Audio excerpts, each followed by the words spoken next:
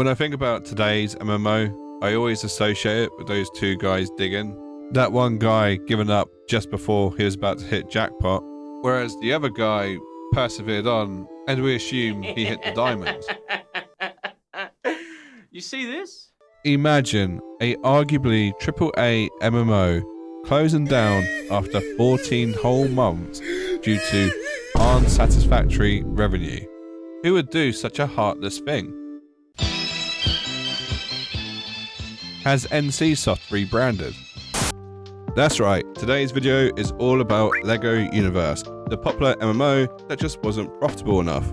I'll let you guys argue in the comments section as to whether it's AAA or not, but just remember, it's not like it's the very first Lego game ever made. It was, however, the first attempt at a massively multiplayer online game, and despite the fact it closed down, people did enjoy it. And thanks to some savvy people on the internet, I was able to play Lego Universe for the first time. That's right, I am once again exploring a dead MMO, because that's what we like to do here on this channel, make videos about games that no one's ever heard of, or ones that legally don't exist. Like and subscribe? So join me as I try and find out what made Lego Universe so great, determine if it was just a cash grab aimed at children. Oh, that's nice. My mum gave me that. And if it's actually worth playing in the year 2025. So believe it or not, back in the day to play Lego Universe, you had to buy it on disc. Ooh. Honestly, when did discs become obsolete? It's kind of depressing. But nowadays, you can play Lego Universe by going on one of many private servers or on a public server. You'll obviously need the original installation files, like I have here by owning the game, for legal reasons. Hi, I'm Saul Goodman. Did you know that you have rights? And not some random client you find on the internet by Googling Lego Universe installation files. Definitely don't do that. But to anyone curious enough who wants to actually play this game, I do have an article on my website which might help you. Yes, this is a shameless plug. So after installing Lego Universe, configuring the server, I was ready to go. But the first thing I had to do was create my character.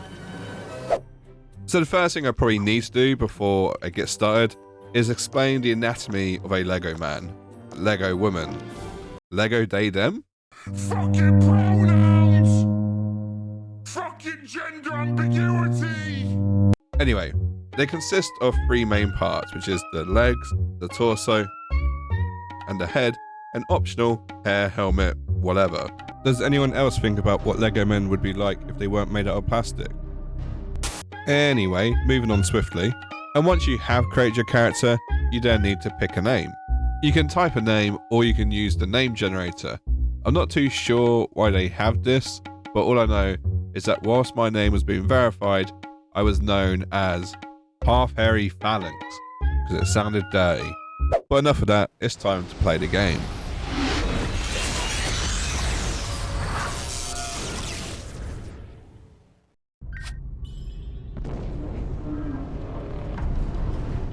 So I can already tell what a lot of you are thinking, and that's simply, what is the lore behind Lego Universe? And that is a very good question. You can of course go back and read the wiki article. The premises is that years ago, a team of 4 minifigures went on a great journey to seek the last essence of pure imagination. Dr. Overbuild, Duke Exeter, Hailstorm, and Baron Typhonus. After having found Or you can have my version of events, which is simply this. Bad men attack you on your ship, so you have to build a little rocket ship, which will take you to another planet.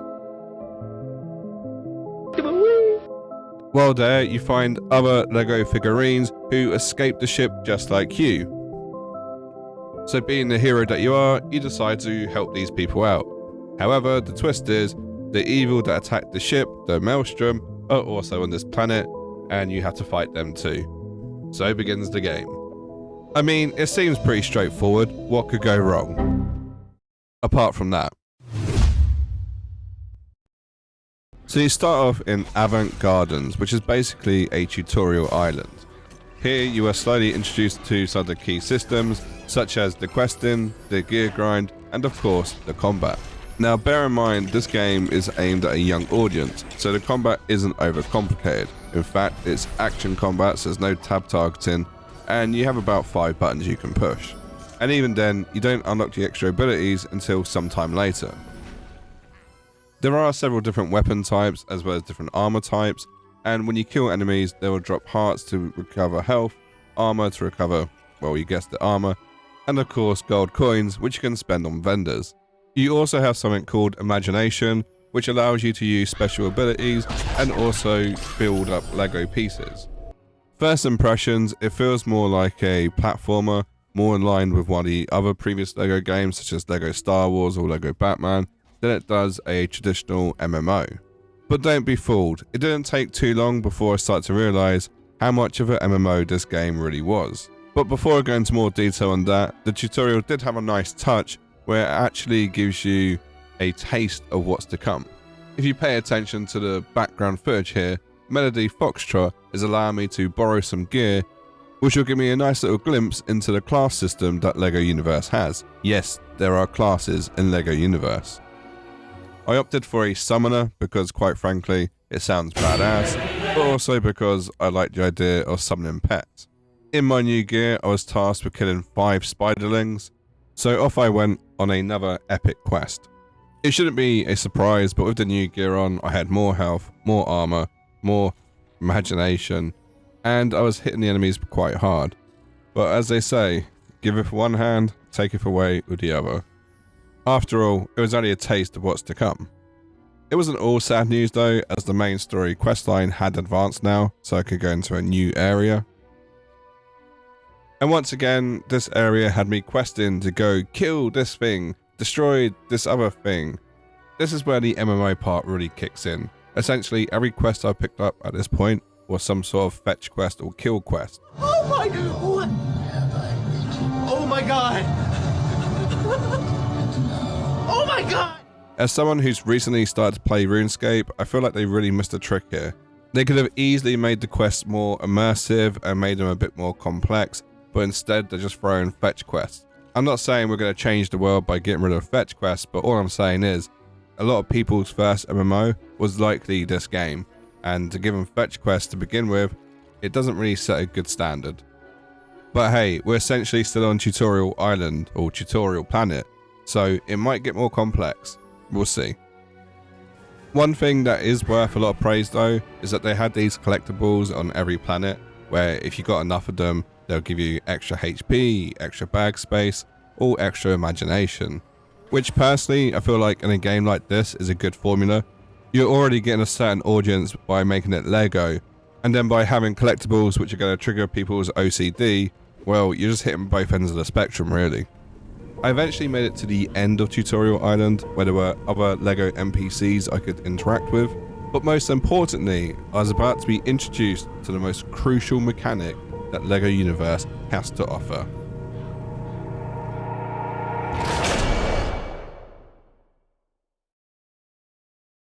This is where the men are separated from the boys. I give you the Blockyard. Now, before I can go balls deep in building my perfect Lego kingdom, there was a slight obstacle in my way. It seems as though someone had placed a giant spider Oh, hi, Mark. exactly where I want to build.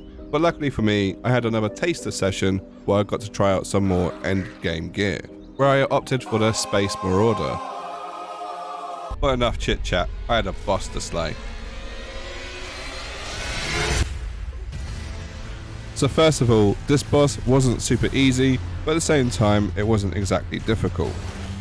It had enough mechanics to keep the fight interesting, but not enough to make it the next Elden Ring. One thing I did notice though was that my Space Marauder, even though he had 2 guns, I started blasting. Bang! I couldn't actually see the bullets shoot out of them. So if you're wondering why I'm so close with ranged weapons, it's simply because I didn't believe they were working. What did come as a surprise was the fact that it took me so long to kill this thing. Even with the endgame gear, or whatever you want to call it, I still seem to be doing noodle damage. You can also see throughout that my health bar barely moves. In fact, the only thing that was going down was my armor. So in order to have good retention time on YouTube, I'm just going to skip to the end of this fight. And just like that, the day was won, and I now had unlocked the ability to build myself a Lego house. Now I'm fully aware that housing is considered endgame, and it tends to be something that people like to do when they have max resources and just want to veg out and be creative. But Lego housing? I mean, Lego in itself, let's be honest, the amount of 30-plus-year-old men who now play with Lego, I mean, I don't really know what to say. For context, I used to love Lego when I was about 12 years old, and someone bought me a Lego set recently, and it's still unopened in the box. Maybe I'm the odd one for not putting it together, or maybe I just don't have the same interests that I did when I was 12. But anyway, as a special bonus just for you guys, here is what I created after 20 hours of building. Personally, I think it's quite impressive.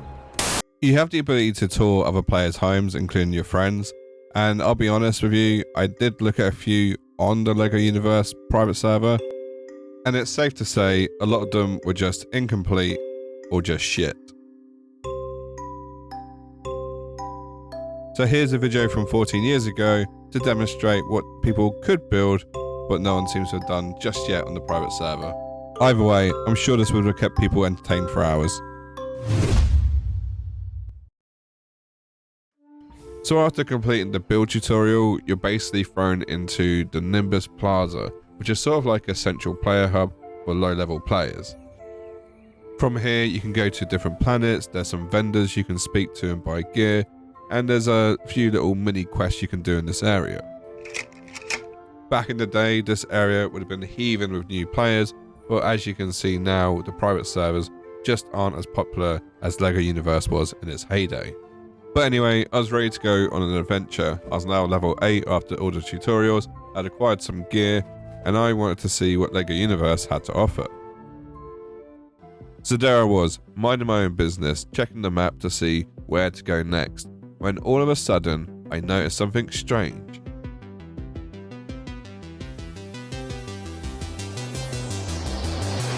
There was another player. I was shocked. I did my best to try and communicate with this rare sighting. But despite all my efforts to try and communicate with this other player, they blanked me. And that was the last I ever saw of them in my whole entirety of playing this game.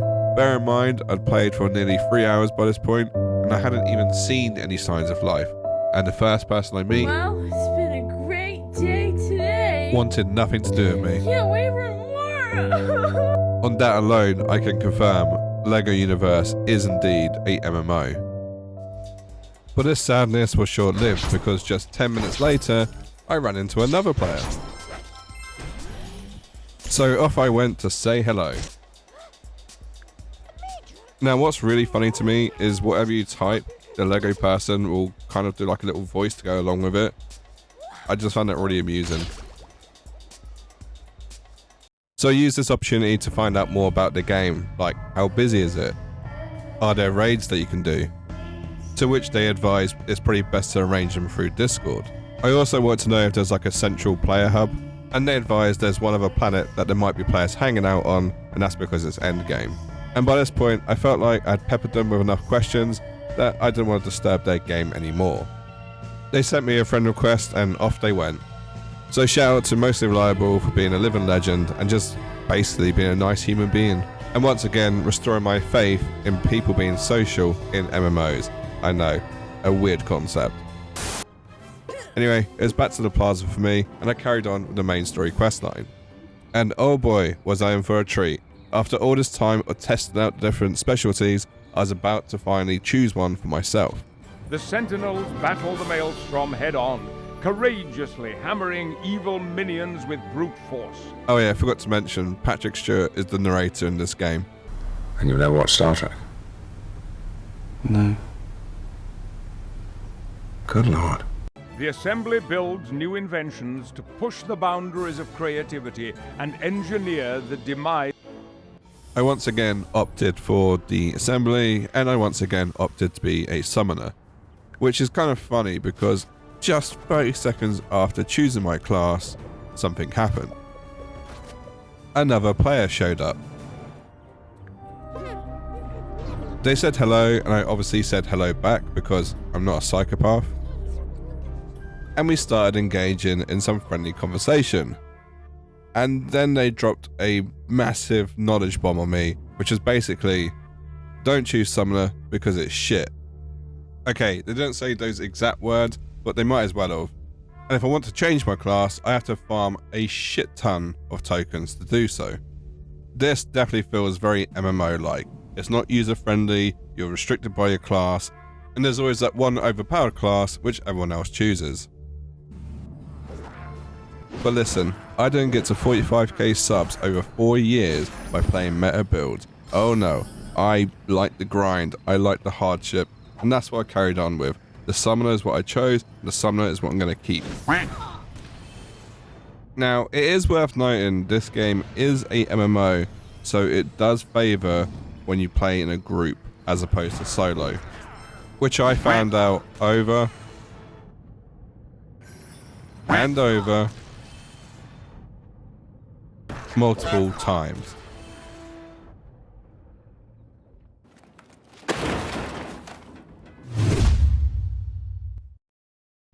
The more I played LEGO Universe, the more I started to understand as to why it might have closed down. And that's not to say that there aren't any positives. There's a lot of positives about this game, but sadly there are some very obvious negatives. So let's kick it off by talking about what LEGO Universe does well. And also, just remember, this is criticism about LEGO Universe the game, not the actual emulator. Whoopsie daisy! Looks like somebody's got a wrong opinion. So first positive is the fact that it's LEGO. Now I know that sounds stupid, but what I mean by that is that it's a very strong IP. It's very true to the LEGO franchise, and better still, it attracts people of all ages, and even better than that, it almost becomes a family MMO. You can sit down and play this with your son or daughter, whilst also grinding out your own levels. It's a very simple game to play. It's not overcomplicated with its control system. There isn't a million different things you have to go away and learn. It's a very nice game to pick up and play. Despite the lack of players that I encountered, I would say it is set out to be a social MMO. For instance, you can go visit your friends' worlds to see what they have created. There's lots of mini games where you can have friends join in as well. You also have leaderboards on these mini games so you can compare your high scores against your friends. And even just the difficulty of the game, it does benefit you if you work together with other people. And I think the biggest thing for me is just how unique you can make your character, the amount of customization you can do. There are tons of outfits you can go out there and equip, and there's also pets that you can go and tame, and even right down to customizing your rocket ship or building a race car for yourself. So yes, there's a lot of pros about this game. However, there's also a fair few negatives. First up, I'm just going to say it, the questing is awful. The questing is just so monotonous and boring, and I get the whole, kill 20 goblins to advance mentality that MMOs have, but this just felt so grindy for no real reason. And it's the same with loot drops. There's certain items which only fall from certain enemies, and it is a chore to try and get them. But add on to that the fact that I needed about 60 tokens to be able to change one piece of gear because I accidentally chose a shit class. It just felt like a very non-essential grind. As much as I praised the game for being simple, one thing that shouldn't have been made so simple was the combat, because it honestly feels like that sometimes the hitboxes just do not connect. There's no real way to dodge other than to face tank or just jump out the way and hope for the best. And yes, you have 5 ability slots, but at any given time, the max I've got to use was about 3. Maybe at later levels, it gets a bit more interesting. I did, however, like that your offhand weapon could have a special ability, so you weren't just tied into the same old moves. There is an opportunity here to expand upon your skills. All 5 of them. And a very strange decision for me was the fact that they didn't put in fast travel. You have to go to these rocket launch pads in order to go somewhere else, which meant sometimes you had to go through one place to another just to get to the right destination, which meant a considerable amount of running from point A to point B. At least we have an answer to why aren't there any fat Lego men. And the next negative I'm just going to be very blunt about, which is, why the f*** is the tutorial so long? It's such a simple game, but they're literally holding your hand for the longest period for no real reason. But despite all its flaws, I still think it's a fun MMO to play, especially if you can actually muster up some friends and play together. And the funny thing is, all the things that I just listed weren't even the reason the game died. It simply came down to a matter of cost. When the game first came out, there was a box cost and a subscription model, and there's one thing that kids can't afford, it's a monthly fucking subscription. I mean, come on guys, use your common sense here. So when you're relying on revenue from an audience which is too young to even be able to afford to play your game, you're going to be dealing with very slim profit margins. And what probably didn't help as well is that the game was free to play up until a certain level. Kids like free stuff and they like free games. Doesn't matter if they can't complete it. The fact that it's free is enough to keep their interest. And players who don't put any money into the game and all they do is sit on the server all day and drain resources, well, they're not going to contribute to your game's lifespan. Which brings me on to our next topic of conversation, which is... The funny thing is, this isn't LEGO's first attempt at trying to broaden its gaming horizon. Yes, we have LEGO Star Wars, LEGO Batman, LEGO Pirates of the Caribbean, you name it, they've put it into LEGO form, but they're always the same types of games. Funny enough though, after LEGO Universe came LEGO Minifigures Online, which was like a MMORPG by well-known developers Funcom, and that lasted a year too before it was eventually shut down. And that was once again due to the fact that it just didn't make enough revenue. Oh, let's not forget LEGO Legends of Chima, which is also a top-down MMORPG, whatever the fuck you want to call it, and that shut down due to lack of revenue.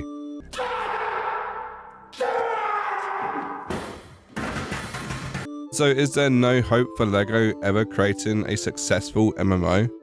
With all those licenses and all those different themes they can tap into, it just feels like such a waste. If only there's a way that it could bring out a game which was free to play, but still was okay to monetize. So once again, I go back to that comic that I showed at the start, because I really do feel if they'd hung on just a little bit longer with LEGO Universe, they might have been setting themselves up for some long-term success and heaps of monetization. I mean, if these games can do it, then surely LEGO can. So tragic history to one side, I do feel like even without nostalgia, LEGO Universe is worth a play. It isn't the most horrible MMO I've ever played.